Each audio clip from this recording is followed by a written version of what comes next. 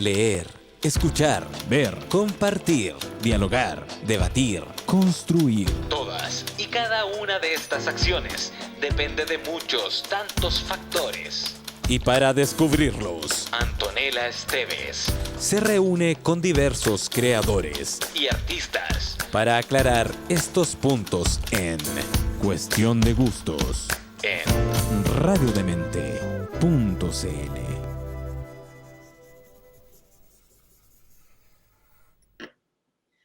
Muy buenas tardes, noches. Por ahí nos encontramos a la hora que ustedes puedan conectarse a esta Cuestión de Gustos que en este modo Zoom nos ha regalado la posibilidad de encontrarnos con escritores y escritoras de distintos lugares del mundo y hacemos contacto hoy día para hablar desde una de mis ciudades favoritas, Buenos Aires, con la escritora Claudia Piñeiro. Ella tiene, estoy contando, son casi 20 libros. Varios de ellos han sido llevados al cine, es de las escritoras argentinas más leídas en el mundo, con traducciones en diversos idiomas, premiada internacionalmente también por su trabajo y que más recientemente publicó este libro Catedrales, que es toda una experiencia, aunque debo decir que siempre leer a Claudia Piñeiro es una experiencia dulce a gras, porque sus libros son muy entretenidos, pero son, como diría mi profesor, de esos, él hablaba de ají confitados. Tenía un profesor en la Universidad Claudia que decía que las buenas obras eran como ají confitados, porque entraban suavecito, porque eran entretenidas, porque eran seductoras, pero una vez que las tenías adentro, ¡puf!, te explotaba. No sé si te hace sentido esa imagen, ¿no? Sí, ojalá que sí, me encanta la descripción, me la voy a copiar. Por favor, David Veramex, le mandamos saludos a mi profesor de cine en la universidad. Claudia, estuve investigando y tú estudiaste en la Facultad de Economía para ser contadora y ejerciste como contadora una década, entiendo. Sí, o sea, fue casual un poco, ¿no? Ajá. Porque en el 78, que es cuando yo tenía que ingresar a la universidad, la dictadura militar en la Argentina cerró las carreras humanísticas en la universidad pública. Yo iba a estudiar en la universidad pública, que es una universidad muy buena que tenemos en Argentina, gratuita. La UBA. Sí, la Un UBA. semidoctorado en la UBA, así que soy Bueno, también. está muy bien. La UBA en esos años cerraron todas las carreras humanísticas. Yo quería estudiar sociología, que si bien no es letras, es algo más afín con lo humanístico y además con la mirada con la que yo encaro los textos un poco, ¿no? Esa cosa de mirar la sociedad, no solamente los personajes. Pero bueno, hubo que elegir entre lo que había, y una de las cosas que había era ciencias económicas y ahí fui. Uh-huh. Y estuviste 10 años en eso, leí en una entrevista que tú decías que estabas en un avión, ya haciendo crisis frente a este trabajo, y viste la posibilidad de participar en un concurso, La Sonrisa Vertical, ni más ni menos, que es esta línea erótica de Tusquets. Y dijiste, bueno, me pido unas vacaciones y me voy. Pero lo que a mí me llamó la atención de esa parte de la entrevista es cómo sabías que era la escritura lo que te iba a salvar. Es que la escritura a mí me acompañó desde siempre, ¿no? O sea, desde que yo sé escribir, desde que soy lectoescritora, escribo. Y yo creo que hay una cuestión ontológica a veces en por qué escribimos, ¿no? Los escritores, hay textos muy hermosos de George Orwell, de Reinaldo Arenas, de distintos autores diciendo por qué escribimos. Yo creo que son reflexiones a posteriori, creo que irremediablemente escribimos casi por una cuestión ontológica, ¿no? De necesidad de expresión con la palabra escrita. A mí por lo menos me pasaba eso, pero yo a lo largo de la vida después lo que tuve que hacer es formarme como para poder hacerlo lo mejor posible, ¿no? Y ahí tuve esa cuestión universitaria que vos decís que no fue el camino más cercano a la escritura, pero después busqué por otros lados, ¿no? O sea, con talleres literarios, estudié dramaturgia, así en la EMAD, que es la Escuela de Arte Dramático de Buenos Aires, y me formé con muchos escritores muy buenos, que en Argentina hay como una tradición de los talleres literarios. Como en todas las disciplinas hay de todo, hay talleres literarios para ir a pasar el rato, gente que tiene ganas de escribir y no mucho más, y hay talleres literarios dados por escritores extraordinarios que son muy estrictos y que tratan de sacar de cada uno de nosotros lo mejor posible, ¿no? Pero yo ya te digo, para mí la escritura era como una cuestión de necesidad, ¿no? Yo necesitaba escribir y le robaba tiempo a otras cosas para escribir. Uh-huh. Lo que no me podía pensar era como escritora, o no me pude pensar hasta ese momento que citás vos, porque en mi familia no había artistas, no había escritores, entonces a veces hay ciertas ciertas profesiones, ciertas categorías, ciertas ocupaciones que uno las ve para los otros, ¿no? No se imagina que uno puede ser eso.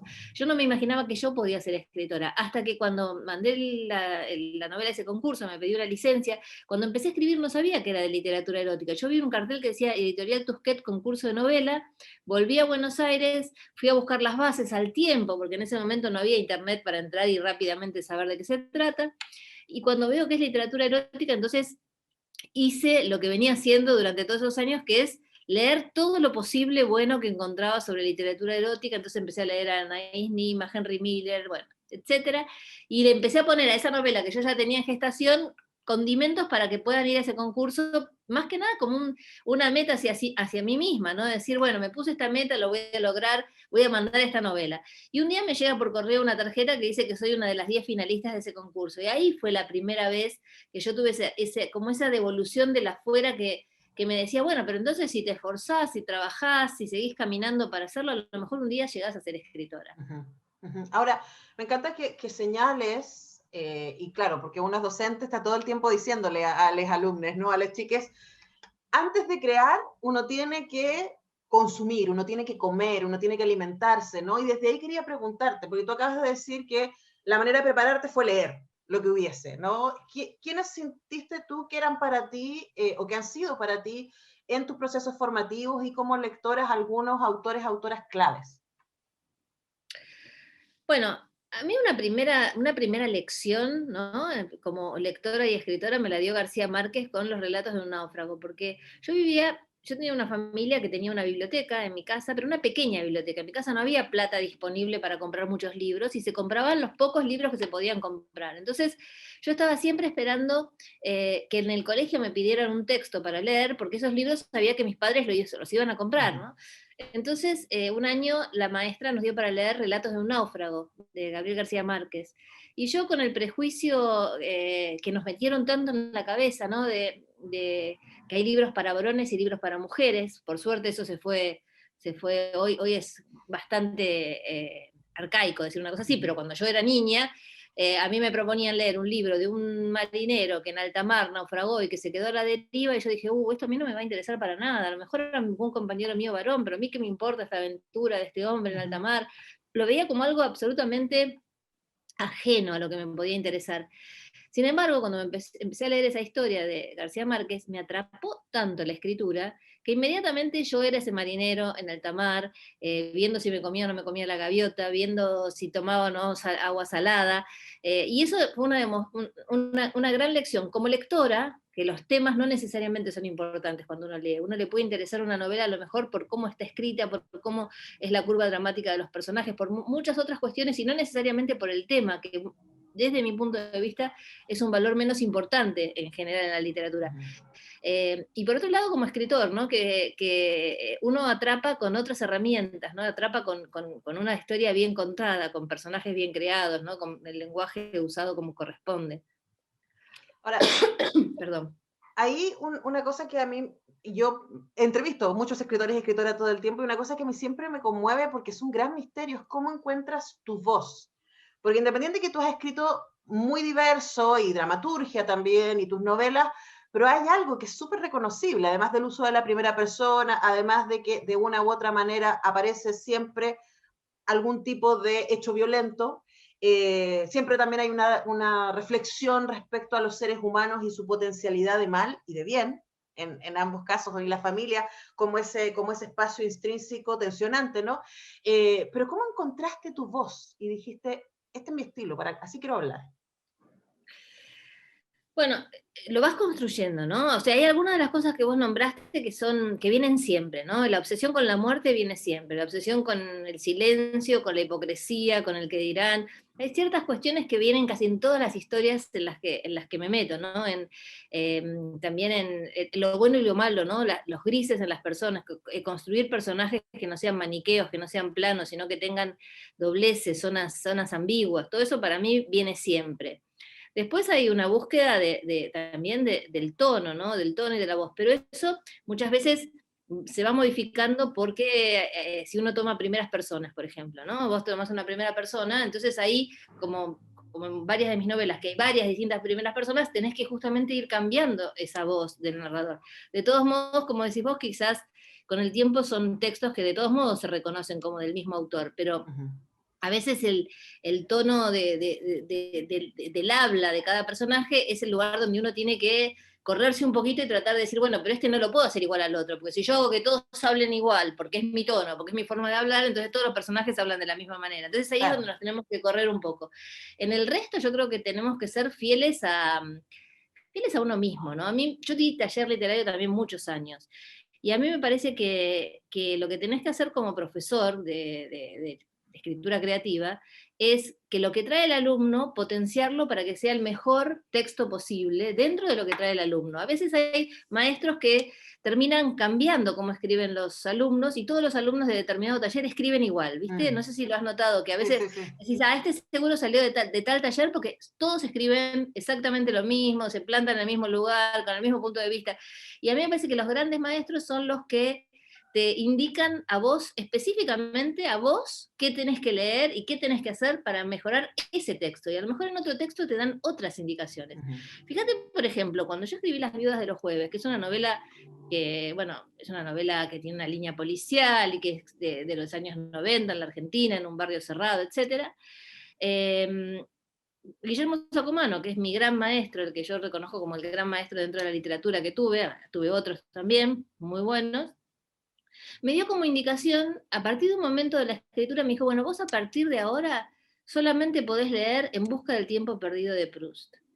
Y uno puede decir, bueno, ¿y qué tiene que ver En busca del tiempo perdido de Proust con Las viudas de los jueves?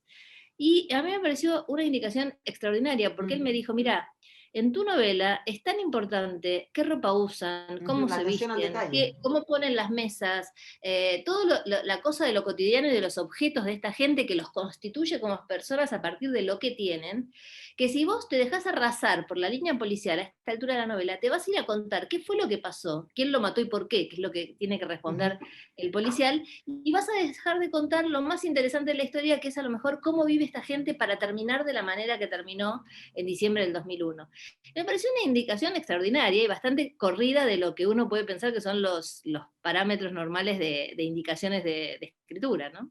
Absolutamente. Bueno, quiero volver sobre Las viudas de los jueves, que me parece que es una novela tan alucinante por tantas razones, pero ahora, Claudia Piñeiro, es momento de ir a escuchar uno de los temas que escogiste. ¿Qué vamos a escuchar? Mira, yo, como después vamos a hablar de Catedrales, vos sabés que cuando salió Catedrales me pidieron, cuando fue el lanzamiento en México, me pidieron una lista de Spotify de canciones que para mí tuvieran que ver con esa novela. No necesariamente por el tema, a veces por el tema, pero a veces también porque mientras yo escribía la novela las escuchaba. Entonces voy a ir primero con una canción que se llama Ana no duerme, de Almendra, que es un conjunto que quizás vos sos joven, pero lo debes conocer. No, Spinetta, pues. Creo que es universal a esta altura, y además como la protagonista de la novela, que no tiene voz porque es la muerta, se llama Ana, me parece que esta canción va mucho con Catedrales. Ana no duerme, de Almendra, para ustedes. En esta familia a la que hoy pertenezco, cada uno de nosotros eligió el papel que iba a representar. Ana también, aunque moleste, aunque incomode. Ana también. Ella tenía 17 años. ¿Y yo qué? ¿Me van a reprochar que yo era un adulto y ella no? Simplemente porque Ana tenía unos pocos años menos de 21 y yo unos pocos más. Antes y después de su muerte, todos dimos pasos que nos condujeron a donde estamos. Yo no caminé por ellos. Yo no los obligué a tomar una ruta en lugar de otra. Cada quien hizo con su vida lo que pudo. Tal vez el camino que seguí haya sido menos insensato que el que siguieron otros. Yo me resigné. ¿Quién dijo que la resignación no es una virtud cristiana? Lo dijo un papa. Y yo no estoy de acuerdo. Como no estoy de acuerdo con el celibato. Hay algunas cosas a las que sí hay que resignarse. La muerte del otro, por ejemplo. No resignarse es pecar de soberbia. Ahí habla uno de los personajes de Catedral. Luego vamos a volver a ellos. Y además lo que tú decías, ¿no? De darle voz a distintos personajes. Aquí hay un par de personajes que son de verdad escalofriantes. Y quería preguntarte por ese ejercicio, ¿no? Por cómo ponerse en la piel de alguien que tú moralmente estás lejos, como Carmen en el caso de Catedrales, ¿no? Y que, aunque en algún momento nos encontramos con su perspectiva, ya como lectores estamos construidos para distanciarnos de esa primera voz, ¿no? Pero una voz tan distinta como la de Elena, en Elena Sabe, o la de los protagonistas de, bueno, Betty Boo o Las Viudas de los Jueves. Mucha gente muy distinta. Bueno, vos sabés que a mí una de las cosas que más me interesan en las novelas es justamente el desarrollo de los personajes, ¿no? David Lodge, que es un novelista inglés que a mí me gusta muchísimo, dice que la novela es, en definitiva, la construcción de la conciencia de los personajes, que uno escribe una novela para entender quiénes son esas personas, ¿no?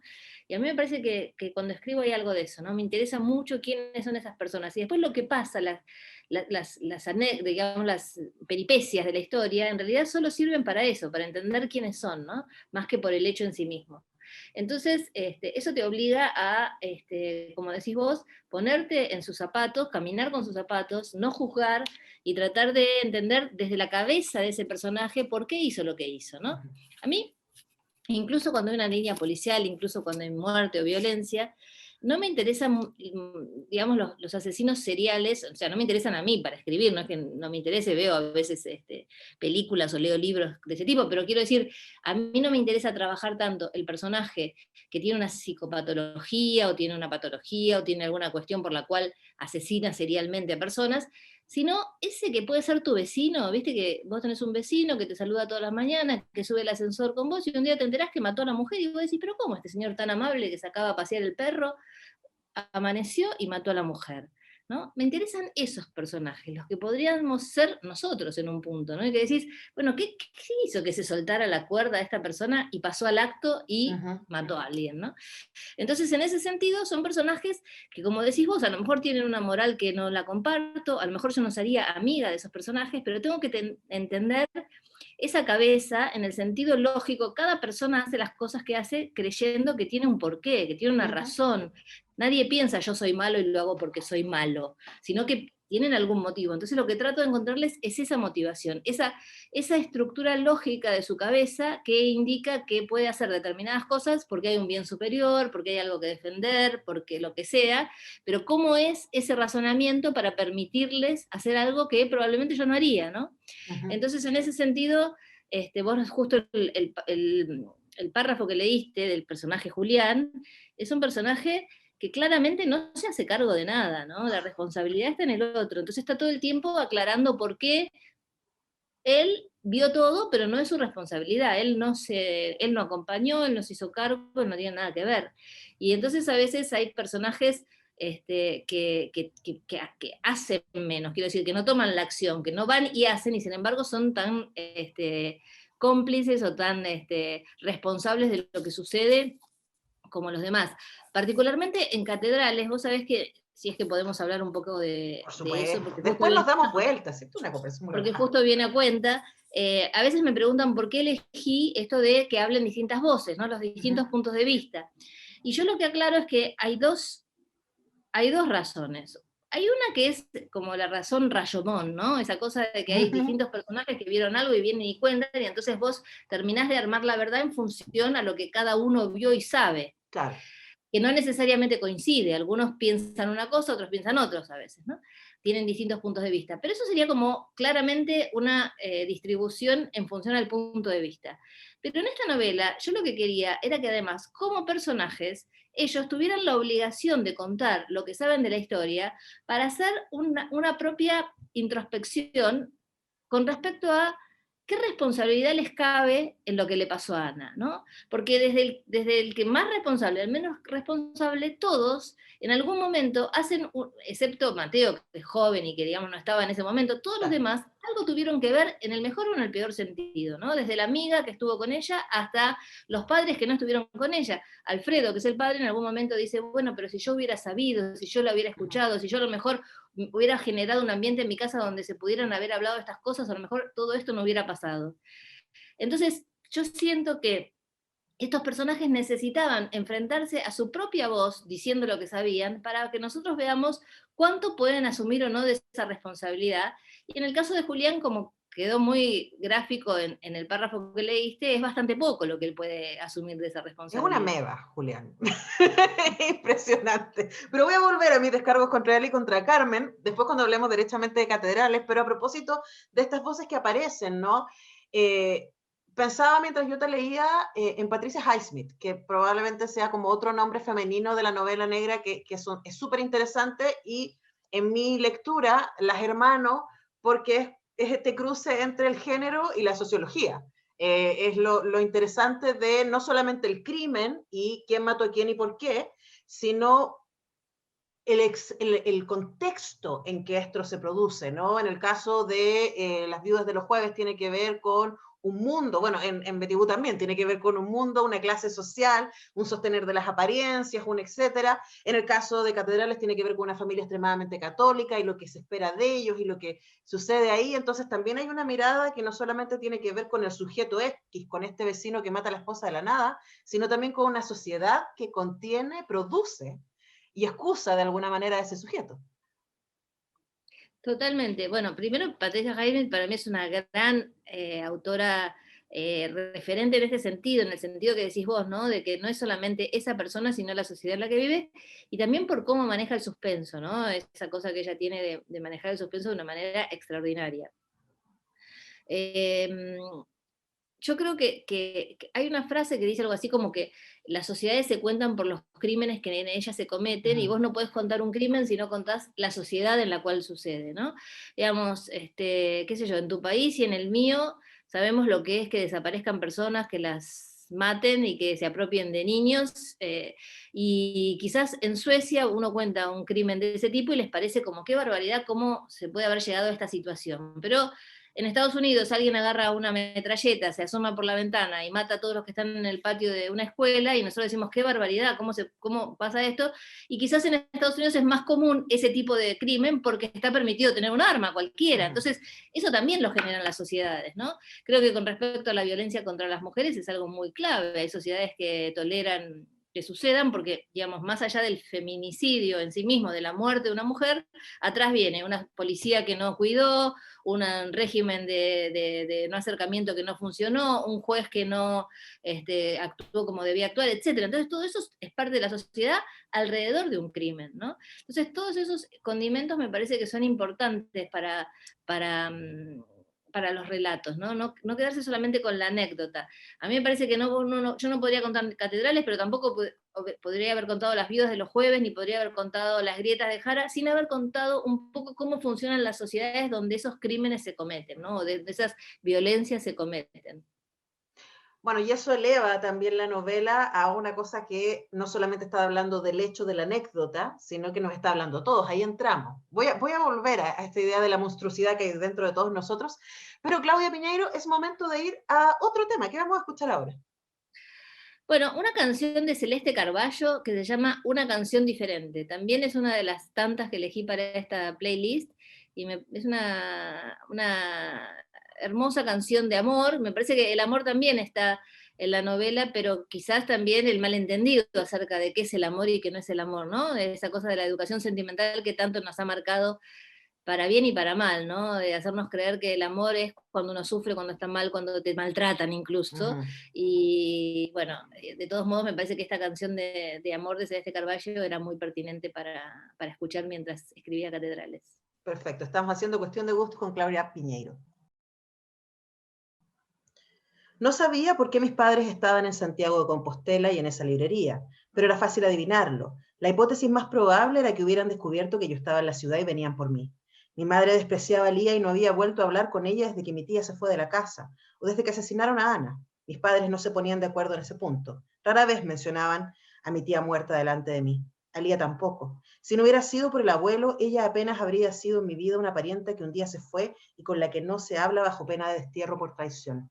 Pero ahí estaban mis padres, traicionándose a sí mismos en Santiago de Compostela, en de Buenos Aires a Fer, y de su presencia desprendía que habían decidido volver a dirigirle la palabra a la única hermana viva de mi madre. Ante esa evidencia, estaba claro que yo no iba a ser quien le diera a mi tía la noticia de que era su sobrino, que había viajado desde el otro lado del océano, que había venido a conocerla.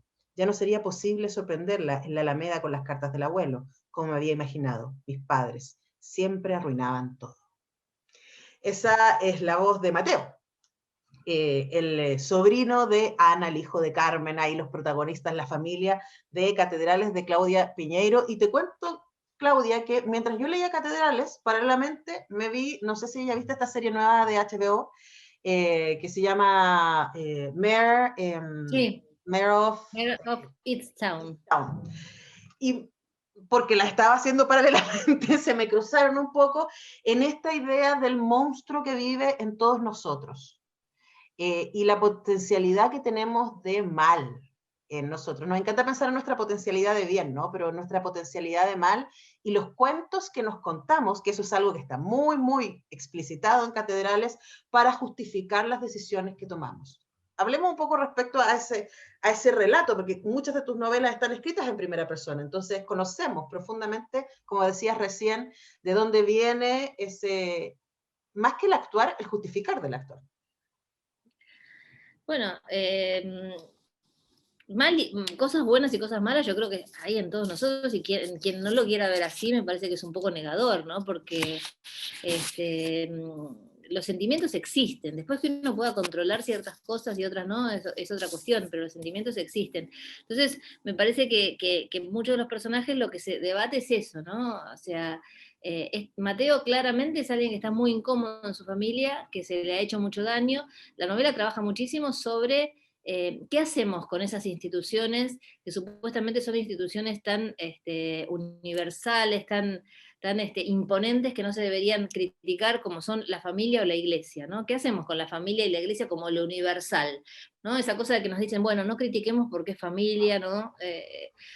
Y entonces quizás te tenés que quedar en una familia donde existe el mal, ¿no? O sea, ¿en cuántas familias hay que un padre golpea a los hijos o le hace cosas peores o lo que sea, ¿no? Entonces, Mateo es como un emergente de una situación así, una familia donde se le hace mal, más allá de lo bueno o lo malo que puedan ser sus padres, él la está pasando mal y la va a seguir pasando mal. Es muy difícil que eso revierta. Por eso justamente su abuelo, que lo ve, que acepta esto, ¿no? De lo bueno y lo malo, dice, me parece que este chico lo voy a tener que acercar a la única tía que queda, la única parte de la familia con la cual creo que podría relacionarse, que es la tercera hermana de Ana y que se fue a vivir a España hace mucho tiempo, sobre todo porque ellos van a tener que enfrentar una verdad que es muy difícil de enfrentar. La novela en algún lado dice que la verdad que no se revela duele hasta el último día, y muchos usan eso en sus reportajes y lo repiten. Sin embargo, yo creo que hay que leerla en tándem con otra frase de la novela que dice Alfredo, que es que a veces llegamos al borde de la verdad está ahí, pero no nos atrevemos a dar ese próximo paso, ¿no? Porque para dar ese próximo paso hay que estar preparado para las consecuencias de la verdad. Entonces, el abuelo de Mateo, que es el personaje que leíste, dice, bueno, para cuando ellos tengan que decidir si quieren dar ese paso, si Lía, la otra hija que vive en España, y Mateo quieren dar ese paso y enterarse qué fue lo que pasó con Ana, prefiero que estén juntos, prefiero que se puedan consolar, que se puedan abrazar, y si no, bueno, que decidan no darlo el paso, ¿no? O sea, es que a mí me costó bastante hacer el personaje de Mateo porque, bueno, es un chico joven, pensaba, bueno, ¿cómo hacer que hable distinto? Lo que hablamos antes de las voces. Entonces, no sé si te fijaste que son párrafos mucho más cortos, que habla de una manera bastante distinta, por supuesto, a Marcela, pero también a muchos otros personajes. Pero siempre me quedaba esa sensación, digo, bueno, alguien que lea esta novela se sentirá que es un personaje bien creado, ¿no? Que puede ser un adolescente con estas características. Y durante la pandemia, que hubo muchos lectores que me escribieron, porque la novela salió justo unos días antes de que fuéramos al encierro, que duró mucho en Argentina, varios de ellos eran jóvenes de la edad de Mateo que me decían, yo soy Mateo. Yo me siento Mateo en mi familia. Y por un lado yo estaba muy contenta porque decía, ah, qué suerte, entonces esta voz es creíble. Y por otro lado decía, pobre este joven, lo que debe estar sufriendo, como lo mal que la debe estar pasando, ¿no? Pero suerte que también lo puede ver, que es lo que decías vos antes, ¿no? Si hay una situación que nos daña, poderla ver y poderla remediar. Y no quedarnos con ese absoluto, ¿no? Que es la familia, la iglesia, los nombres así como con mayúsculas que no se pueden nunca discutir. Claro, pero para enfrentar esa verdad de la que habla Alfredo, y nosotros hablamos como si todas las que nos escucharan hubieran leído Catedral, pero les explicamos muy corto que en el inicio hay una muerte, ¿cierto? Y un cuerpo encontrado despedazado e incinerado en partes del cuerpo, no todo el cuerpo. Y este asesinato, que es la hermana menor de una familia de 3 hermanas, genera entonces esta crisis que hace que la hermana del medio se vaya, ¿cierto? Y Mateo es el hijo de la hermana mayor. Y claro, de a poco vamos viendo cómo están vinculados uno u otra a este crimen y a la manera en que se encuentra este cuerpo. Pero lo que leemos en el libro, por ejemplo, es los argumentos de cada uno en el lugar donde se sitúan, etcétera. Y me acordaba también en Las viudas de los jueves, al final del libro, cuando entendemos qué fue lo que generó el inicio del libro, que es estos 3 cuerpos masculinos, ¿cierto?, en una piscina, muertos electrocutados.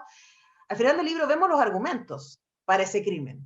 Y en casi todas tus novelas existe eso, existe el argumento del personaje para el crimen, excepto probablemente en Elena sabe, que Elena no sabe qué fue lo que detonó el crimen, y esta mujer, que déjame decirte, Claudia, ese libro es una bomba, o sea, de verdad yo no estaba preparada, yo me metí así como, no leí nada del libro, me puse a leerlo y es muy duro, especialmente para quienes hemos tenido parientes, en mi caso mi abuela con Alzheimer, es un libro muy doloroso porque está contado desde ese lugar, desde esta mujer que es relativamente joven, tiene 60 y pocos, y que está absolutamente tomada por el Alzheimer, y su cuerpo se revela a acompañarla a descubrir cómo fue que murió su hija, porque se niega a la idea del suicidio, ¿no? Entonces, hay este argumento de esto hice por estas razones y esto es lo que me explica, y finalmente no es solamente saber quién mató a quién, cómo, sino por qué en su relato, que en tu caso no siempre son porque había dinero de entre medio o porque había un amante, siempre es mucho más complicado. Vos sabés que a mí me parece que la línea que puede tener policial alguna de las novelas mías siempre trabaja con romper esa pregunta de quién lo mató y por qué. Lo importante no es quién lo mató y por qué, sino otras cosas, ¿no? Hay que preguntarse otras cosas. Incluso en esta novela Catedrales, 30 años después, nadie sabe lo que le pasó a Ana, porque esa pregunta fue equivocada, porque todos se preguntaron quién la mató y por qué. Si se hubieran preguntado otras cosas, a lo mejor hubieran sabido qué fue lo que le pasó a Ana, pero al poner esa pregunta como la principal hace que no se llegó a la verdad, ¿no? A mí me parece que me interesa eso, ¿no? El corrimiento de lo típico que es quién mató. Y me pasó con Catedrales algo que a mí me pareció muy gracioso, que es que hay gente que lo va leyendo y cuando llegas a la mitad de la novela, si sos un lector atento, más o menos ya sabés lo que pasó, ya sabés lo que le pasó a Ana, ¿no? ¿Y sabes Y quién quizás hizo un poquito qué? antes, También. quizás un poco después. Entonces algunos, no sé, por ejemplo, gente que estaba cerca mío, ¿no? Mi familia, me decía, bueno, pero yo ya sé lo que le pasó a Ana y me falta la mitad del libro. Y yo por dentro me reía porque decía, bueno, a ver si estarás preparado para lo que falta. Vos no te imaginás lo que falta, porque justamente ahí viene mi tarea de, bueno, si ya sabes lo que pasó, ¿qué es la otra mitad del libro? ¿Qué tengo para contar en la otra mitad del libro? Y creo que en la otra mitad del libro se juega lo trascendente de esta historia, que es lo que decís vos, ¿no? Argumentar, ¿por qué hice lo que hice? ¿Por qué pasó lo que pasó, no? Que de hecho a mí me resultó más brutal que el crimen mismo. Absolutamente. Porque sí, el crimen es brutal, digamos, es un crimen ambiguo en este caso, en el caso de Catedrales, ¿no? Pero leer los argumentos de estas personas es realmente muy, muy escalofriante. Pero ya volveré sobre eso, todavía nos queda un bloque más, pero ahora es momento de que vayamos a escuchar una más de las canciones que seleccionó Claudia Piñeiro para este encuentro que vamos a escuchar ahora. Mira, una canción que se llama Fica Tudo Bem, que quiere decir está todo bien, ¿no? En portugués, y que es de un grupo que se llama Silva y Anita. El grupo se llama Silva y la cantante Anita, que cantan esta canción con ellos, y que me parece una canción preciosa y que muchas veces necesitamos cuando preguntamos, bueno, pero esto va a pasar, y que alguien nos diga, sí, quédate tranquila que va a estar todo bien. Va a estar todo bien, va a estar todo bien. Y mientras conversamos con Claudia Piñeiro, leemos su libro, está todo bien. Aunque nos conmuevan desde un lugar un poco oscuro, vamos a volver sobre eso, haciendo cuestión de gusto con Claudia Piñeiro.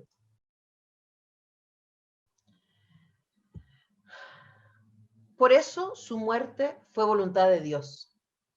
Sin embargo, yo no impedí la muerte de ese niño por nacer, de esa omisión me hago cargo. Es cierto que tampoco lo impidió Santa Ana, la patrona de las embarazadas, la santa que debía proteger a mi hermana, si para eso eligió mamá su nombre. Si no pudo Santa Ana, ¿por qué tenía que poder yo? De lo demás, de lo que siguió, no me arrepiento. Por más horrendo que le parezca a alguien, no cometí delito, no pequé. Padre, aparta de mí esa copa. Ahí habla Carmen, la hermana mayor de Ana, en Catedrales, de Claudia Piñeiro. Y quería preguntarte, leí varias entrevistas tuyas, Claudia, refiriéndote al aborto, que es un detonante en esta novela, y la relación para tu escritura con la contingencia, ¿cierto? Porque leí una entrevista que tú decías que antes del 2018 era una palabra prohibida, forcluida de la conversación en Argentina, ¿no? Pero también en tus otras novelas, especialmente tengo muy presente en La Viuda de los Jueves, hay una mirada muy acuciosa, muy aguda respecto al sistema político-económico de Argentina que permitió la construcción de ese grupo societario de lujo y que después potenció su caída, ¿no? Entonces, preguntarte respecto a de cuánto te alimentas del contexto de la sociedad en la que estás escribiendo en ese momento. Mira, yo en general escribo historias que para mí transcurren en el aquí y ahora. Entonces los personajes salen a la calle, en las mismas calles que salgo yo, y se encuentran con las cosas que me encuentro yo. Con respecto al tema del aborto, te diría que más que tener que ver con el aquí y ahora, es parte de las obsesiones literarias que he tenido desde la primera novela que escribí, porque Tuya, que es del 2005, tiene un personaje que es una joven adolescente, hija del matrimonio, que evalúa hacerse un aborto, llega a la instancia de hacérselo y finalmente decide no hacerlo, porque tanto en el activismo como en la literatura, no todo el mundo toma esas decisiones, ¿no? O sea, lo importante es que haya una ley que lo permita, claro, y que se pueda hacer en condiciones de salud y no en la clandestinidad, pero a partir de ahí cada mujer toma su decisión. Y este personaje evalúa, esta niña, esta joven, y decide no hacerlo. Eso ya está en Tuya. En Elena Sabe, que vos lo nombraste antes, el tema del aborto es un tema crucial.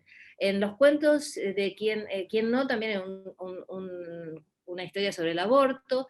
En Una suerte pequeña, Una suerte pequeña es una novela que no está el aborto, pero hay una mujer que se cuestiona por qué fue madre, que ella no hubiera querido ser madre, y sin embargo la sociedad la llevó a hacerlo, ¿no?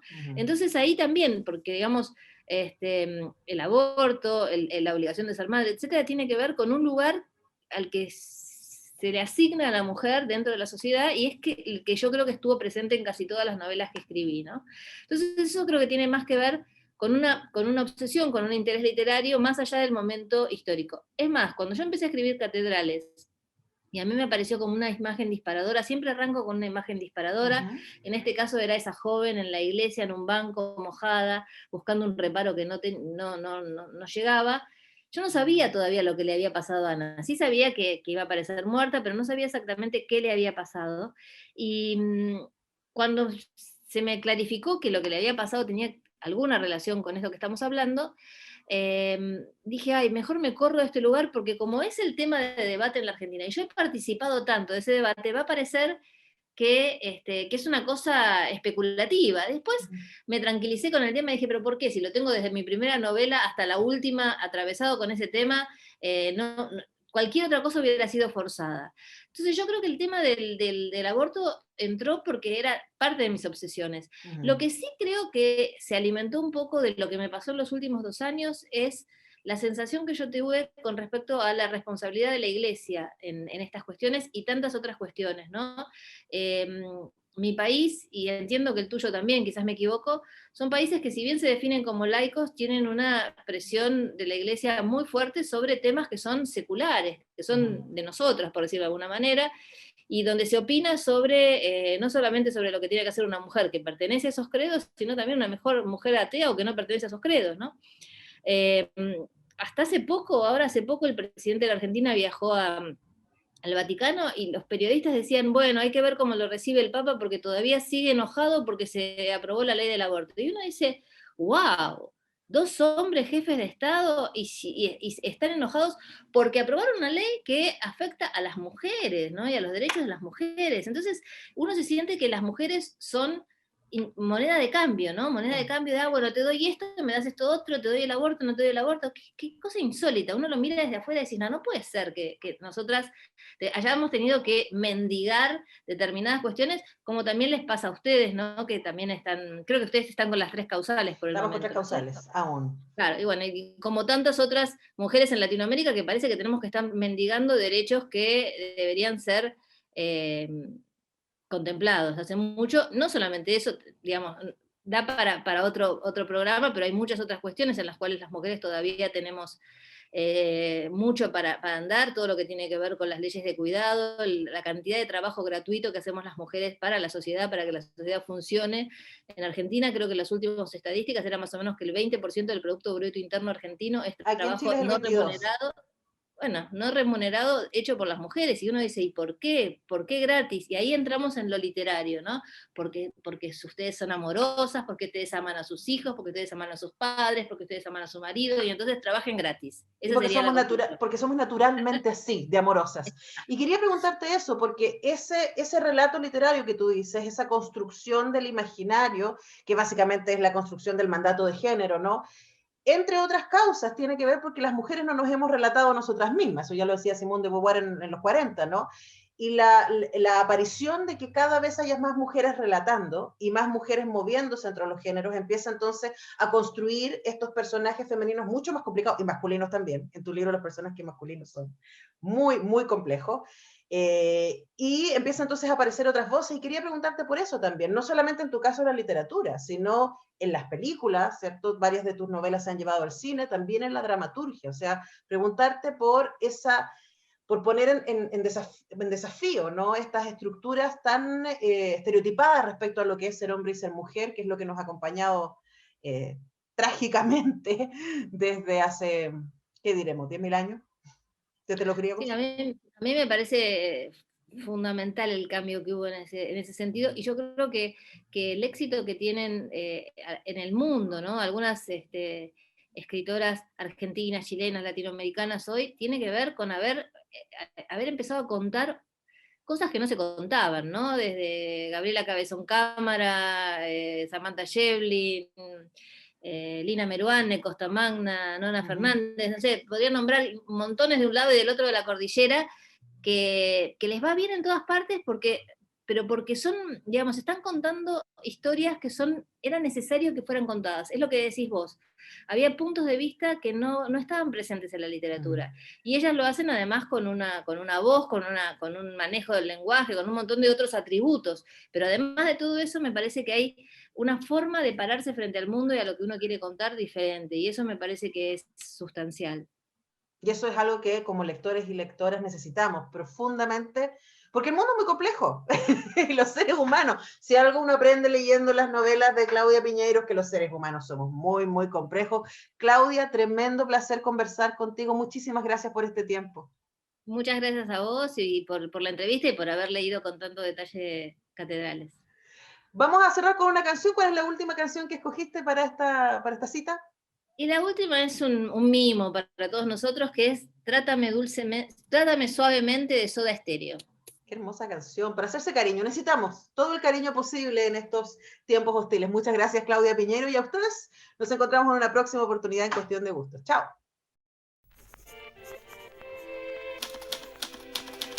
Leer, escuchar, ver, compartir, dialogar, debatir, construir. Todas y cada una de estas acciones depende de muchos, tantos factores. Y para descubrirlos, Antonella Esteves se reúne con diversos creadores y artistas para aclarar estos puntos en Cuestión de Gustos en radiodemente.cl.